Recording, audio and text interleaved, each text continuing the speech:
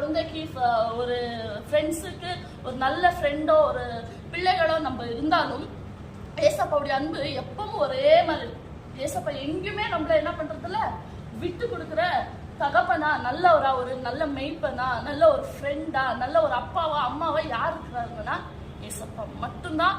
இந்த உலகத்திலயும் ஆகட்டும், மேல வானத்திலும் கீழே பூமியிலும் அவர் ஒருத்தர் மட்டும்தான். அதுக்கு அன்புன்ற வார்த்தைக்கு தகுதி உள்ளவர்னா ஏசப்பா மட்டும்தான். அடுத்ததா நம்ம பார்க்கணும்னா அன்மிஸ்டேக்கபிள்.